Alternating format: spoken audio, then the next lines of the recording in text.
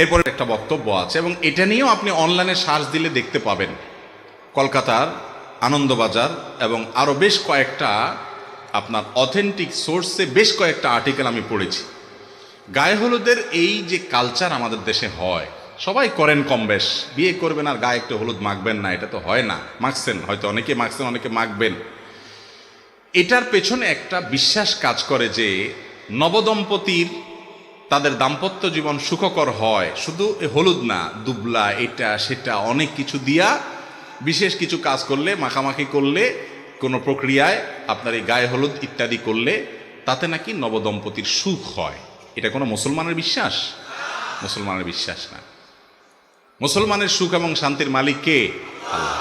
গায়ে হলুদের নাম দিয়া ওই অনুষ্ঠানে বেপরদিগি করে, মিউজিকের ছড়াছড়ি করে, হারামের ভিতরে হাবুডুবু খেয়ে আপনি যদি বিয়ে করেন, ওই বিয়েতে দাম্পত্য জীবনে সুখ করতে হবে, ওখানে আল্লাহর গজব তো এমনিই নাজিল হবে।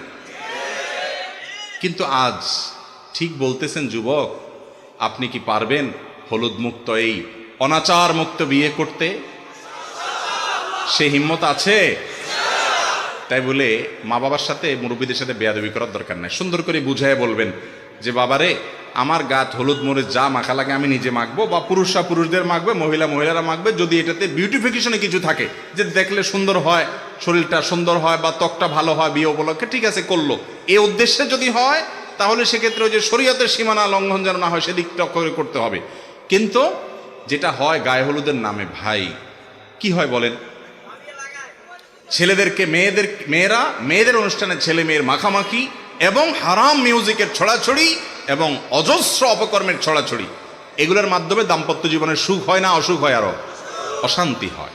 আল্লাহ তাআলা আমাদেরকে বুঝার তৌফিক দান করুন।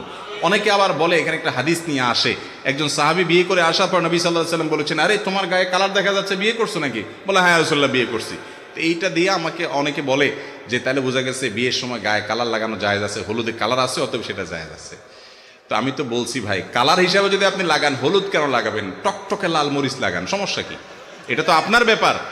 কিন্তু এটার ইতিহাস যখন আমরা ঘাঁটি, তখন তো সেখান থেকে ভিন্ন কিছু বলে।